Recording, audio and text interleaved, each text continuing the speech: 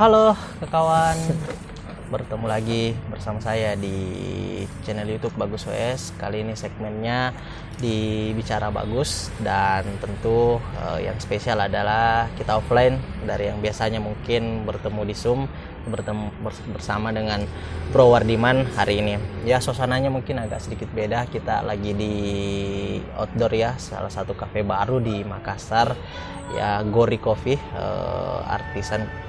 Begitulah yang terjadi.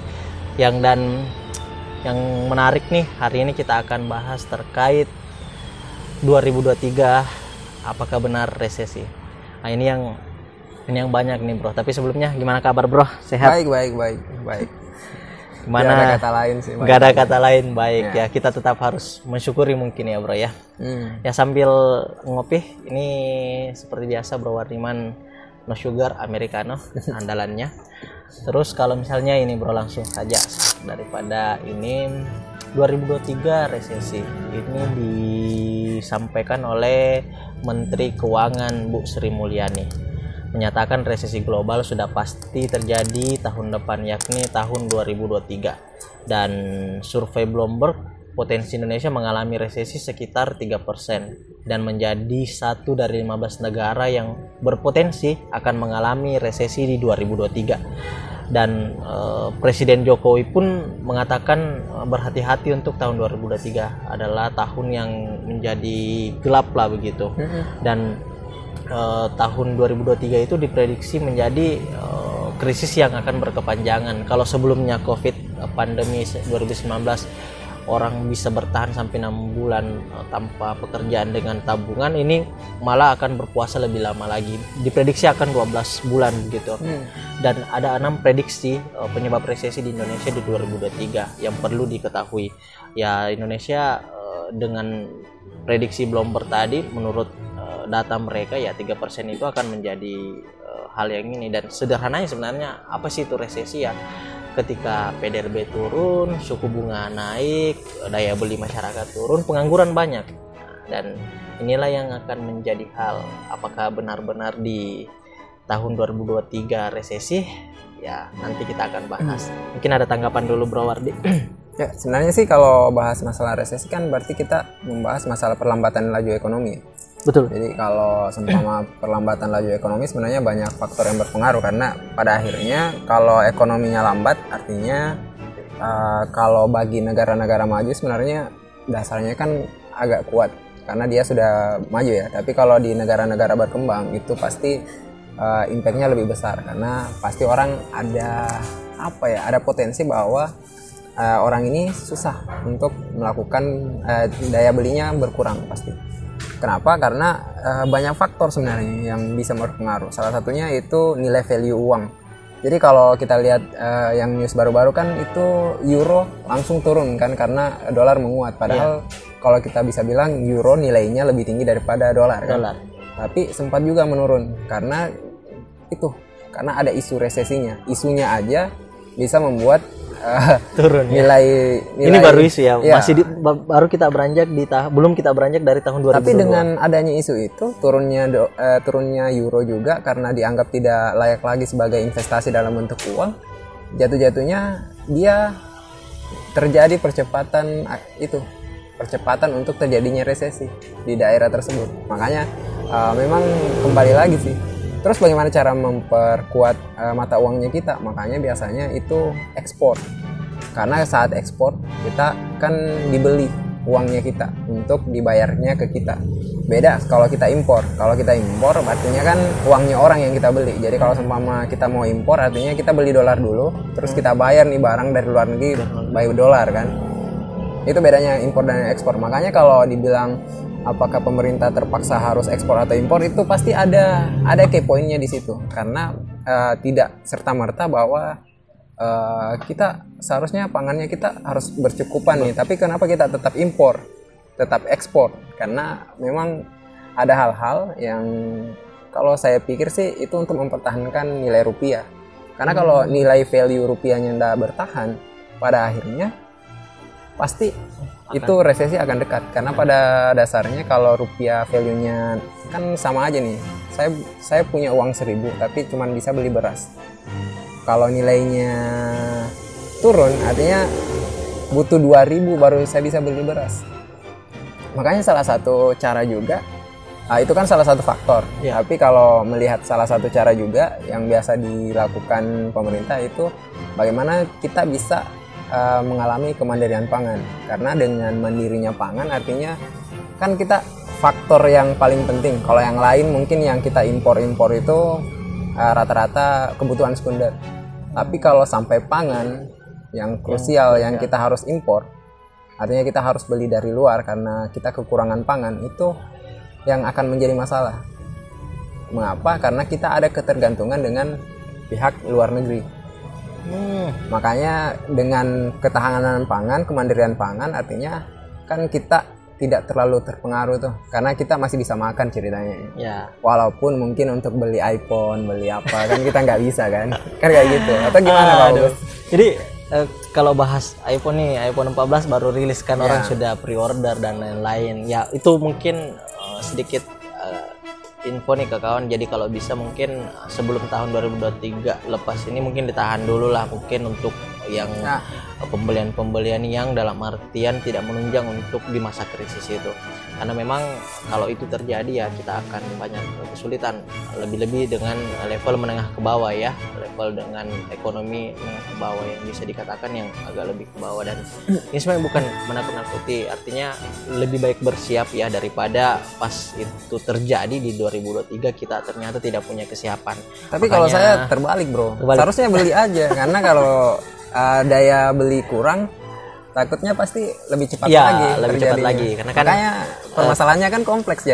Teori awalnya kan adalah ketika perlambatan ya, ini ngadat nih dalam artian perputaran ekonomi ini ya memang semua akan berdampak dan memang ternyata ketika berpotensi untuk menghadapi resesi ya Indonesia ada hal yang berbahaya karena tanda-tanda terlihat resesi itu tadi produk domestik bruto yang negatif, jumlah pengangguran meningkat dan pertumbuhan ekonomi real berbagai itu negatif selama 2 kuartal berturut-turut. Sebenarnya di masa pandemi kalau nggak salah ya data dari Bloomberg atau BPS itu kita sudah mengalami perlambatan 2 kali.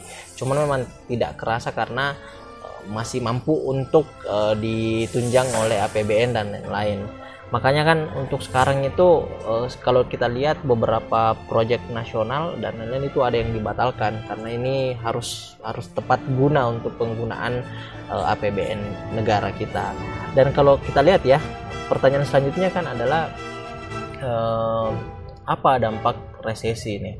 Apa dampak resesi? Kalau kita lihat ya, masih melansir dari sumber yang sama dari beberapa data yang muncul termasuk yang disampaikan oleh Bu Sri Mulyani bahwa dampak resesi adalah terjadinya pemutusan hubungan kerja atau biasa disebut PHK, dan ini yang sangat-sangat berdampak langsung ketika salah satu karyawan di PHK atau tidak punya kerjaan ya dia juga tidak bisa membeli dan uang yang berputar itu tidak ada lagi begitu. Kinerja instrumen investasi menurun dan banyak investor menempatkan investasi ke yang lebih aman. Kemudian akan terjadi pelemahan daya beli masyarakat. Itu tadi yang kita bahas. Karena memang ternyata dampak global ini ekonomi itu tidak boleh dilihat dari part-part kecil ternyata. Kemarin saya juga baca ya ini semua dampak dari krisis global ya, mulai dari Ukraine dengan Rusia yang belum berhenti sampai sekarang. Bahkan mungkin beberapa hari yang lalu saya nonton beritanya di CNN itu jembatan di Crimea di Rusia itu yang dibangun oleh Putin itu terjadi ledakan besar. Ada dua serangan langsung ke Rusia itu bom mobil dan ini membuat makin panas Ukraine dengan Rusia dan tidak berhenti. Dan sedikit lagi nih akan musim dingin bro di Eropa dan penyuplai energi, krisis energi dari Rusia ini yang berhenti karena pipa dari Rusia ini ternyata di bom ya, dirusak juga, pipa Nord Stream itu hancur. Makanya Eropa akan mengalami krisis energi di kondisi paling buruk karena sedang musim dingin. Itu sih bro dampak-dampak yang ini, dan berembeslah ke Indonesia juga, salah satu negara yang sedang berkembang, bukan negara maju seperti yang tadi Bro Wardiman bilang ini. Ya kita akan susah ini, apakah kita akan survive atau gimana. ya itu harus bersiap dan dimulai dari penguatan daya beli masyarakat sendiri sebenarnya bro, atau gimana, ada tanggapan lain bro? Gimana ya, jadi kalau melihat dari daya beli masyarakat kan agak sulit juga, karena kembali lagi kalau lu kaya sebenarnya kan nggak ada masalah apa-apa sih. kalau kaya sekali. Karena pada akhirnya kalau sebenarnya untuk memacu pergerakan dari lambatnya ekonomi itu pasti nanti bakalan banyak, tapi tenang aja, karena kalau terjadi perlambatan ekonomi pasti banyak aset-aset properti yang dibanderol dengan harga murah. Saya yakin dan percaya. Kenapa? Karena rata-rata orang akan saving. Ya. Dan di saat orang saving pasti akan terjadi yang namanya promo-promo terkait. Iya, kalau saya lihat sih kemarin ada beberapa, cuman ini informasinya muncul di IG ya, itu rumah-rumah di Jakarta, daerah-daerah Jaksel yang mewah-mewah itu sudah mulai ada yang jual, bro. Ya, karena pada akhirnya kan teorinya kayak gini. Jadi kalau seumpama kita mau nunggu sampai nanti kita seumpama bandrol harganya mungkin sampai di harga yang cukup ini ya, karena pada akhirnya kan orang mau ini kan isu resesinya masih belum pasti. Betul. Jadi perlambatan ekonominya belum pasti, tapi dari kelihatannya pasti kita menuju ke sana. Jadi sudah pasti kita menuju ke sana. Permasalahannya kemudian karena adanya isu tersebut dan di media pun sudah sangat viral terkait dengan isu resesi, maka pasti orang akan berpikiran untuk saving. Dengan berpikirannya untuk saving, maka yang terjadi adalah itu ada perlambatan ya. Ya, jadi orang jarang yang beli. Karena orang jarang yang beli, kan kalau perusahaan-perusahaan itu harus ada yang beli dan ada yang jual. Kenapa? Karena dia harus bayar orang kan. Ya. Jadi bayar pegawai, bayar administrasi dan lain-lain. Ini satu lingkaran ya, nggak boleh putus. Jadi kalau misalnya orang menahan, perusahaannya bisa dibilang rugi, ya otomatis dia akan mengeluarkan ya. Biasanya rata-rata begitu untuk kos pekerja harus dikurangi kan gitu. Makanya kalau teorinya sebenarnya walaupun harganya murah, yang jelas berputar itu sebenarnya lebih baik daripada dia ngadat di tengah dengan cara mempertahankan harganya. Karena pada akhirnya nantinya saat sudah terjadi itu pasti akan turun juga. Kalau melihat dari apa yang terjadi di luar negeri sebenarnya ini rentetannya kan kemarin kan sempat yang pas dolar itu tidak menguat, melemah dan sektor-sektor lain juga melemah. Yang di Amerika itu kan di situ sebenarnya sudah diramalkan akan terjadi resesi secara global. Kenapa? Karena rata-rata negara berkembang itu atau negara maju itu reservasi untuk kekayaannya itu dalam bentuk dolar. Makanya kalau seumpama kita bahas ke arah sana, makanya artinya kalau dolar menguat pasti yang terkendala itu di kitanya. Karena kita artinya harus membeli uang dolar dengan harga yang lebih tinggi. Dan memang itu sih. Ya dolar lagi-lagi memang sempat menurun dan ya pemerintah Amerika itu menaikkan suku bunga untuk orang lari lagi ke dolar supaya menguat gitu. Teorinya sih seperti itu.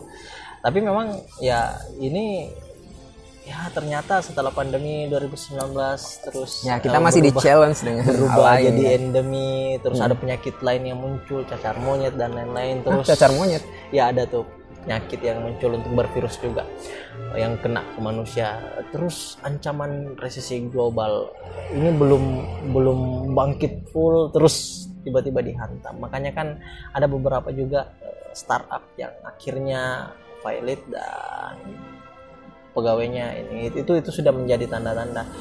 Kalau kita lihat memang kan pengaruh keadaan ekonomi global diprediksi ya, penyebab Indonesia 2002 tahun itu memang 2023 itu ya memang akan sangat karena paling beresiko mengalami dampak resesi parah karena masuk kategori negara berkembang yang tadi Bro Wardiman bilang.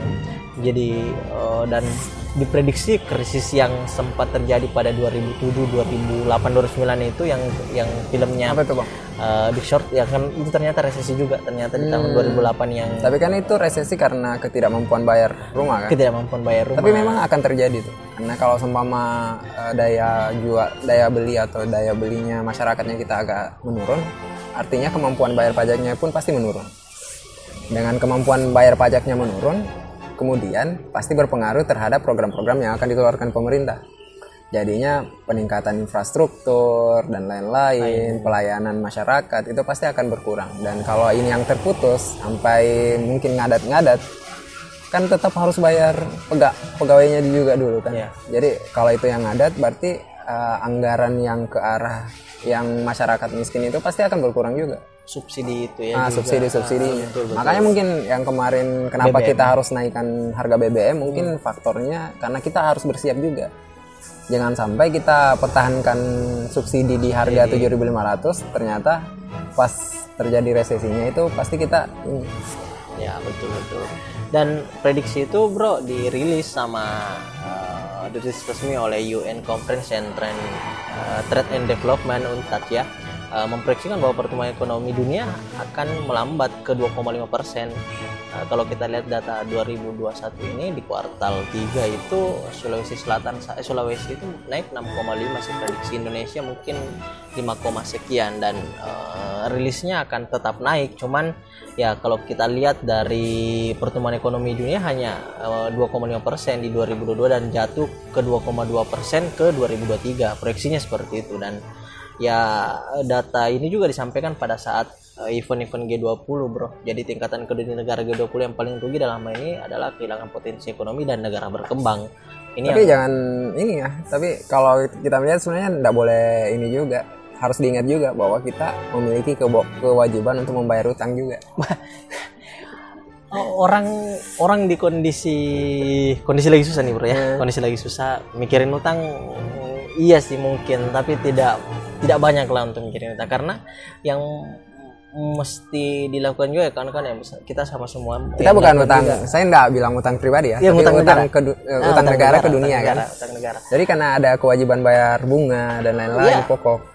Jadi kalau seumpama melihat perlambatan ekonomi, pendapatan berkurang dan kita sampai tidak mampu membayar hutang, itu akan menjadi masalah tersendiri. Betul.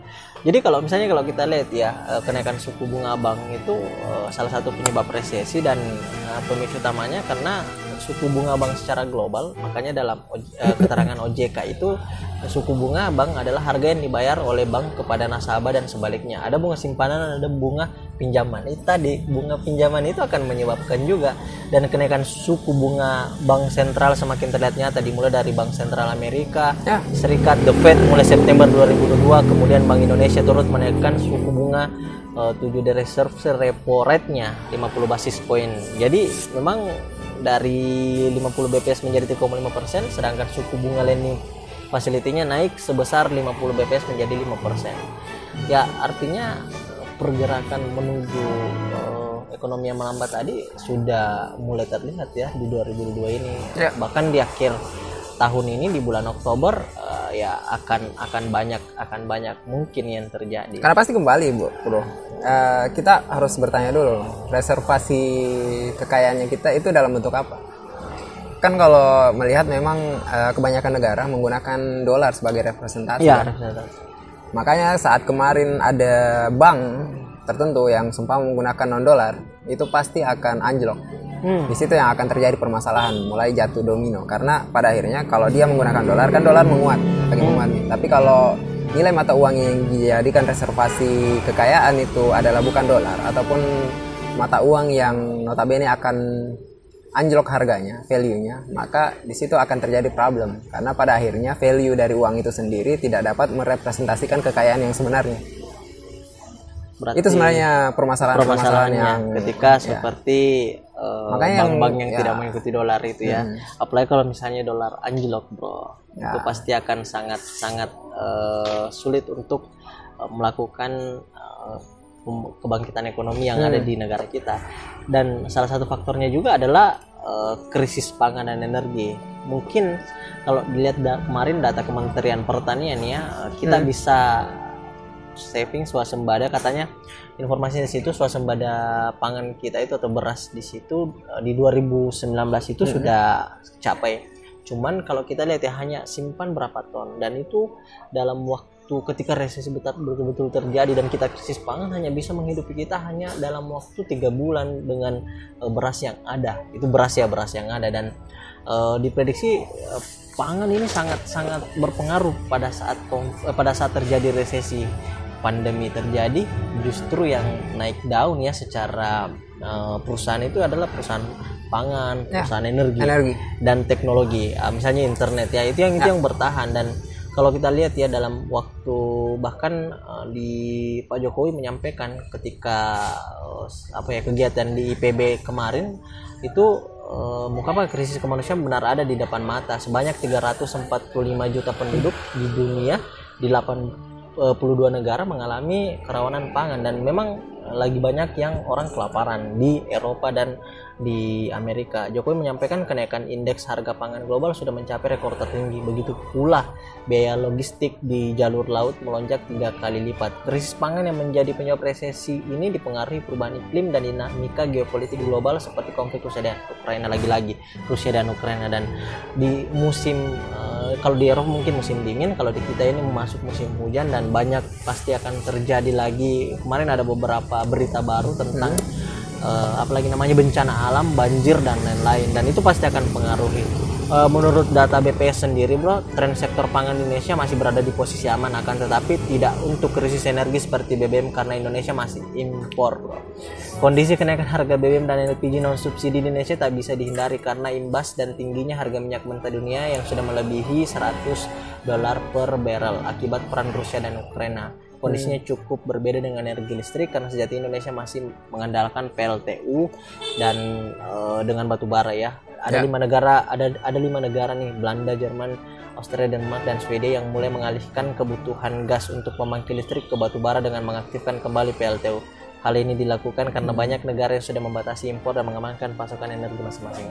Jadi 5 negara di Eropa itu kan dulunya mereka impor gas nih dari Rusia pakai pipanya itu kan, ternyata kan mereka sudah mulai dengan green energinya. Jadi PLTU yang pakai batu bara itu di stop, pakailah energi gas. Ternyata ada perang, diblokade lah si Rusia, nggak bisa beli, dan pipanya juga rusak yang tadi di Nord Stream itu. Akhirnya mereka mengaktifkan kembali PLTU. Kalau Indonesia bisa mengambil peluang itu sebenarnya, kalau kita lihat ya, bahwa menggunakan batu bara kembali, kita kan masih banyak nih cadangan batu bara, meskipun itu sebenarnya tidak sehat secara lingkungan, tetapi gimana lagi bro, kita harus survive di Eropa, harus survive, orang-orangnya harus tetap tidak kedinginan, karena kalau sudah kedinginan dalam buku banyak orang meninggal bro. Gimana tanggapan bro? Ini menakutkan nih 2023 ini kawan-kawan, dan kalau betul ya lebih baik bersiap sih daripada betul-betul terjadi dan kita tidak punya kesiapan. Kalau saya sih, kalau di Indonesia sebenarnya secara ini kayaknya kita kalau untuk makan ya nggak masalah sih. Sudah kan kebutuhan kita bukan hanya makan. Oh, betul. Kita butuh iPhone bro. Oh, betul. Ya, itu intinya, masalahnya di situ karena kebutuhan kita bukan makan doang. Makanya kalau saya sih yang jelas ekspor itu nggak di stop juga, karena pada akhirnya dengan ekspor kita bisa meningkatkan value-nya kita. Karena kembali lagi kita membayar utang itu nggak pakai rupiah ya, kita membayar utang itu pakai currency dari negara itu. Jadi kalau seumpama kita utangnya ke IMF ya kita pakai dolar pak. Indonesia Monetary Fund ini kan ya dia juga sudah memprediksi itu soal resesi. Cuman saya gini bro, ini kan kita mau resesi, udah banyak di berita-berita diviralkan, bahkan sampai seorang presiden Indonesia pun mengatakan itu. Cuman tiap malam di kota Makassar sendiri bro, itu banyak orang nongkrong di kafe yang baru buka sebulanan ini saja. Tiap malam, apalagi malam minggu, orang reservasi nih untuk datang. Ya.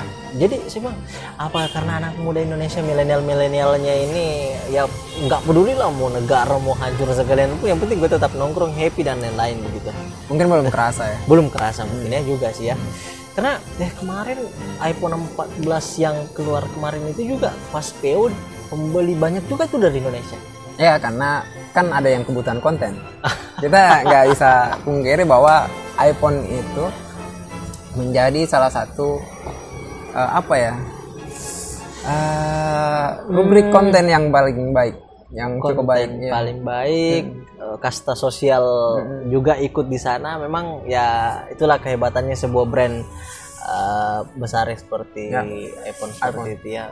Ya mungkin orang kalau sekarang orang lebih baik beli data ya atau internet itu untuk ini ya itu bro. Dan saya pikir perlambatan ekonomi dan krisis ya. Ini bukan pesan kepada kawan-kawan yang akan nonton video ini bahwa ini semua ketakutan atau apa, cuman ini adalah sekedar usaha untuk saling sharing dan berbagi bahwa akan ada resesi yang sudah diprediksi oleh IMF dan Nasdaq tadi, dan Bank Dunia juga mengatakan itu, bahkan Menteri Keuangan kita mengatakan seperti itu. Jadi ini adalah alarm lah buat kita semua ketika memang itu terjadi, tapi semoga tidak, karena prediksinya lebih parah dari 98 dengan 2008 gitu.